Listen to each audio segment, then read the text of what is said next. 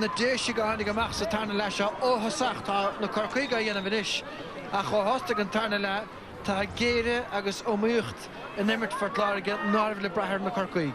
Cinnte san agus mar dúirt méid le hama agus dúirt méid díreach ag $2,000 le an drom díon an luas bhfuil beag an búach agus fortláige ag tactaisteach is ag deire agus lá an smacht a chuir an Síchas féchar sin de scór George Kelly go maith ina lína in the lehénig bhí sé leistíad an lína chuig bhéidir a 60 stáilm sin scór do crete. Scór únta an agus inis tá slúairde an son agus inis tá an bécí le tap Portláige cúlín contosig agus lán tiltte có capar rá. Ein ragrige Corcaigh, Gardner an lapper sheet an ardige siú butcher mátá steach le Aidan Kearney inis fear holach an éing Machcarí Milan sin an íle an de Corcaigh fachtaige an íl cúpla buile láidir don isteach agus ceannacha go mailíiseach an son agus go dain séir a chafar ástailm ge Richie Foley an son.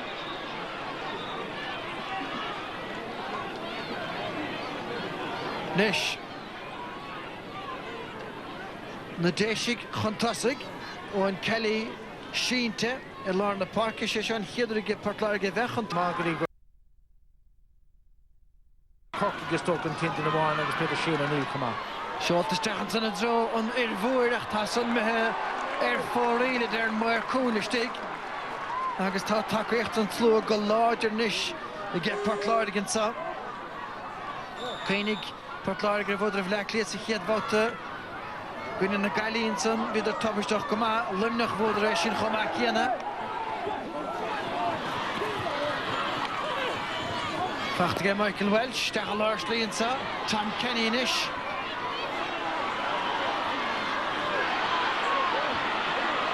Dianta go maithríist go Richie Foley tá an obair ar ás i lár na parca sa tarna le i gceith Portláige tvásáin is tígach dianta go maithige hartna na chóirn diantaige sin an íl inis. Na Corcaigh feibhreúin is bhfuil éon ragracha ar seo buite cháicheal maithe buite is go Mark O'Sullivanach beáin máúirnta ascailúigh Jackarí Kenny inis. Ferma agus ag meachta Cosanard isteachige Kenny agus thar sé trasnáin anna scór de Corcaigh agus tá míad carm a ríist. Well, Mark O'Sullivan son ag déanamh go húntaach an son ag gcónaí faoin líróid agus an tomseo bhí sin anna pasúir de Tom Kenny agus críicnig sé agus tá anna cléigh inis. Nis mar sin fear a glog chéile nómata dul agus pe méid a churfar leis an ard leis Shane O'Sullivan anna bheartaíocht a stáilim hénig dianta Sullivan tróna déanamh bro go móra a líanaan son gan dáteach tá an count san chutha ar fóréil. Nada be an Kelly bhfuil sin deach gur bé agus beag rud a chur an fóréil ge Kelly tróna. Well, cafa rá go máhrín go bhfuil Shane O'Sullivan tréis tactaisteach san imirt ó Dimi Keane McCarthy bhí tuairte blúidir sa céad le nó beidir go bhfuil siad a géirí beidir go siad gorta nó beidir go siad a géirí cluichí ó thuirteaí néile but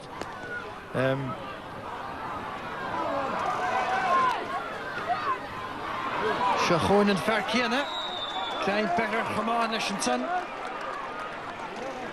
Be sé anna hásta leis an despántas go háirithe nuair a chaníonn tú gúil Brick Welch in eas na bhartha.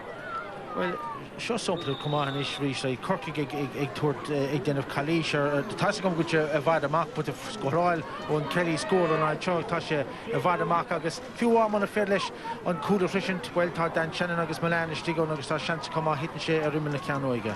Well, is an anad ceanan céanna seo a raim sé an ceandarnach agus tá sé seo leis buailte fadach tá sí mé chlé agus ar fóréil.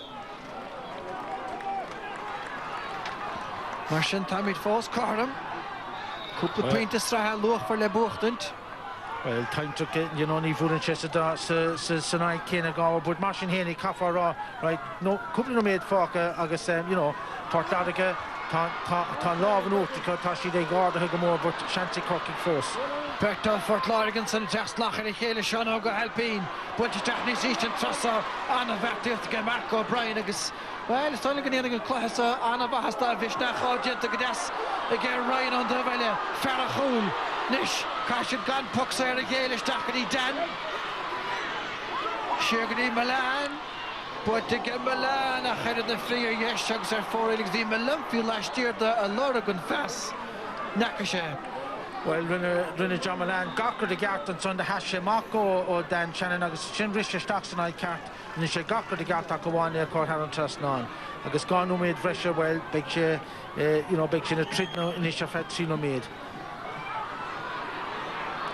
Gardner a tarkach Richie Foley Auser Fatsatana lad de forklarige Burton so de Churke Geshanog Bert Korogge Fichen Chechen Keen Fichen ke hashtag Luca Farland Spruck Fachten Zage Horgan Nish fer an a chontouriger fad Ni gach lehan te hoort en versach Ta son Correchle agus forige Marche couple de schon da heven ish Nicolesra Gane om het te vrecht 3 keen son of lawn little Carnegie lappa chur an schlitter Tan Kenny Jetta Gomanson again Milan Maris Shanahan-ish chance get shoot and leicha yin of the heinig tan a Corky go kiekrach a horde so Carter team flags facht again Niria Shileshin-ish Nocton Carney Derek Fnachtlish agus anad varticht to get Carney achta schliegen-ish come on the Loska Better dult road the lesson so nach ta puck sire is that Brownte. Yeah, well puck sire kinte vionish in Johnny Ryan Anna Lueg shade in a fadoige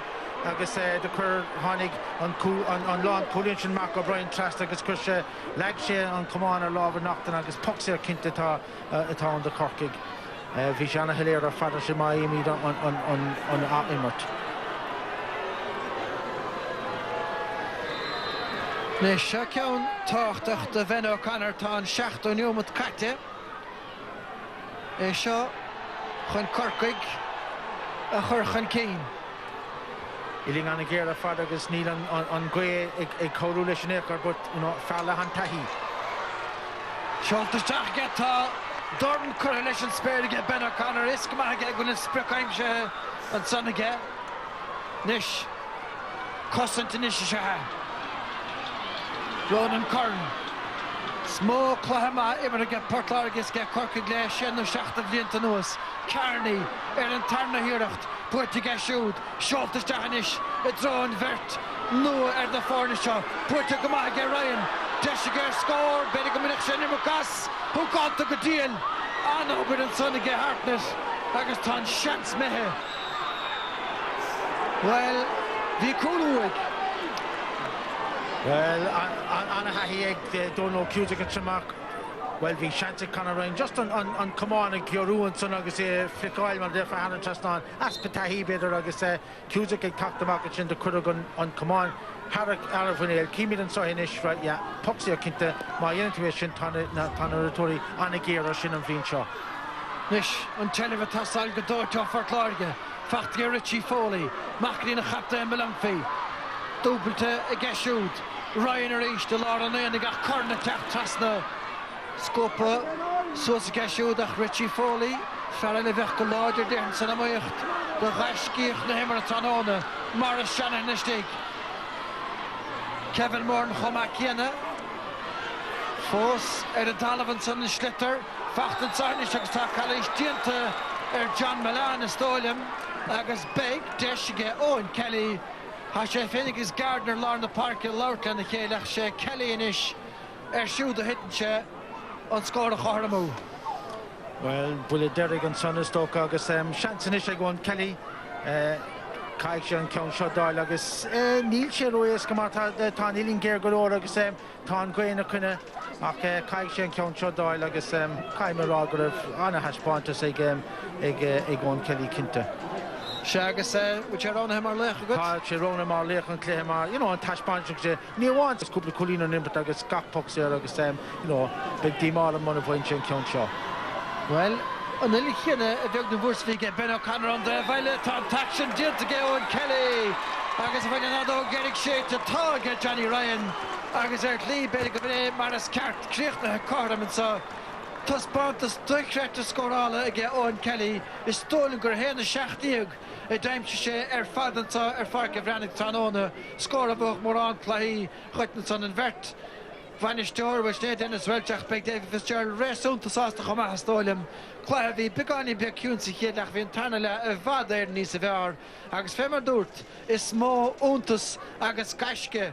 dianta I guess the Heminuari Shale Tamlamad of Dianta Noas agus nach Huntrayish can go in Kirkrus agus and Tuckers Falls on Dan Shanahan Hanisha Stachanson Satana anymore score all the inches Shane Sullivan air house or Father Fort Large guard a bit of Cheshire Hidden Hoyno Matigner Croykina Connor Cian McCarthy right Dacherty the Cat Galore Tasha Kriechna Donlan sa le gradam lechna himmertha a bhrana.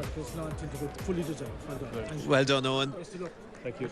Great day. I don't know if you ever scored 117 in the Waterford jersey before on, but it was a fantastic personal scoring performance firstly. Yeah, but like it's a team sport, you know, and we were looking for the win today. Excuse me. And we didn't get it. We got a draw out of it, so I suppose we're happy enough, you know. Yeah, I mean there was great intensity in that game that maybe we hadn't seen in the games from Waterford up until now. Yeah, well, like we're training hard, like, you know, and we're working okay, like, you know, and a few silly mistakes again today. We've a lot to work on, you know. We've a championship game against Clare now, and that's all we're looking forward to, like, you know. But we've a lot of improvements to make. First half, I suppose there was maybe the second half was a much better half than the first half, but the first half nonetheless had some notable moments, not least of which was your goal, which I don't know whether you half expected Johnny Ryan to be blowing up for this one when Shane Welsh was bearing down on goal, but the goal counted nonetheless. Yeah, look, they counted, you know, but like we left in a few soft goals, and that was the main thing. Like, you know, we have to work on that. Like for the next day, we have a tough game against Tip away, like, you know, and we'll have to work on things. We're not leaving too many soft goals, and we have to sort it out, you know. Yeah, the days are improving, the weather's getting better, the heat on the backs, and the summer's not too far away. Good to be back hurling. Yeah, thank God, and the belly's going down, so it's great to get the summer in. All right, well done, Owen. Good Magat. Tá Banish Hurling and Shaw Fresh and Davy. I know when we spoke before the game you didn't want an early goal, you conceded the early goal, but nonetheless I'm sure you were really happy with the way your team reacted today. I think we were down 6 or 7 points 2 or 3 times in that game. I think the easiest thing to do would have been to die at that stage, but I don't care what anyone says, there's serious character in these boys. No matter how much they keep getting knocked back, I guarantee you they'll keep fighting. That's been bred into them, and they're going to fight no matter what the story is, and that's what I believe in these guys. Mark O'Brien shipped a fair bit of criticism last week. Now, it was Michael Cusson did score 2-2 off him in the first half, but were you happy with the way the full back line really pulled the thing together there towards the end of the first half, start of the second half? I would not blame Mark O'Brien whatsoever for any of the 2 goals that went in there, and that's Michael Cusson might have scored them, but they didn't come. We know where they came from, and it's something that we are going to sort out, I can tell you that. But I would not blame Mark O'Brien today for that, and that's fact. Mark O'Brien did well today. Fair play to him. He's a young lad that came in for his second display. I was proud of him there today, the way he conducted himself. Played very well. And not alone did Mark play well, but a lot of the young guys. I know this is what a manager wants. He wants to see the young blood coming through, make the statement, you know, stand up when the pressure is on, and a fair bit of white heat in the battle there in the second half. And a lot of these guys that seem to answer the questions I'm sure you had for them. They did. We had a tactic in the second half, which was the same as them. Cork will run at you, we ran at him. We got a lot of free zone. Kelly pointed him. But I know he scored a lot today and he's in great shape, but the rest of the boys worked very hard in order to give him them opportunities to get the frees, you know. And today was it was a battle, and I think just from our point of view we wanted to stand up and fight the battle. We did that. When you go behind 6 or 7 points, you could easily sit back and lose. It happened to us 2 or 3 times today. After we getting a goal, they got a goal. Normally you'd lose heart. We didn't lose heart today at any stage. We kept fighting, but we are making mistakes. We're going to have to sort it out, and please God we will. But it was a good performance, and we've another major battle next week again, so it's back into it again next Sunday. I have to ask you, David, the last 20 minutes there, did you learn more from the team than you did in the 4 hours of hurling they've done up until now in the league? It did, yeah. Listen, it was a big test today, and Cork are unusually sharp for this time of the year. I didn't like normally they'd be timing their run probably a small bit later, but they are sharp, they are working hard, so they are, and they're going to be formidable outfits. So they will. Today we learned a small bit more, yeah. I was delighted to see us under that pressure and see how we perform, you know, but it's another game. We've another one next week, so we'll see what comes out of that. All right, crowd seem to enjoy it. Good morning, Davy. Okay, so Sinead mar sin, so na fórna córa mar sin faoicheann scríb agus mar a dúirt brianna na chuid tráchtach tiltte painte an taobh a dul bhile le Corca agus ag a Port Lorgan Sutra nó na dó fethe. It's all about, and they showed a good bit of that today, but there's more in them. There's more in them what we see today, I know that, and we know that won't be good enough come championship against Clare. We're going to have to tighten up a lot more than that. A lot of people were commenting on your team selection, like Sean Ogue, for instance, at cornerback. Are you experimenting still? Well, we are. I mean, we've been fairly consistent with our changes if you look at the figures from game to game. But I think the way the game is played now, people have to be very flexible. I mean, if you look at particularly the All-Ireland final last year between Tip and Kilkenny, I mean, guys were all over the place. So I've always held the view, to be honest with you, with 30 years now, that you need to be flexible to play in 2 or 3 positions. And I suppose we're endeavouring to make sure that if we need to move fellas, that they're comfortable rather than just springing it on a once-off situation. Yeah, well, a cracking finish to that game in Welsh Park, and perhaps the draw the fairest result in the end. Certainly Paul Flynn, it would have been difficult to see your former colleague there, Owen Kelly, on the losing side after that performance. Yeah, Michael, the both managers said there that they were happy enough with the performance, and I suppose when you look into it, they kind of take good and bad things out of it. Cork started the game kind of well, their backs were well on top. They didn't leave the Waterford forwards gain any great possession. That in turn then kind of led to a bit of possession. They had enjoyed themselves around the middle of the field. And of course you had Michael Cusson popping up at 2-2.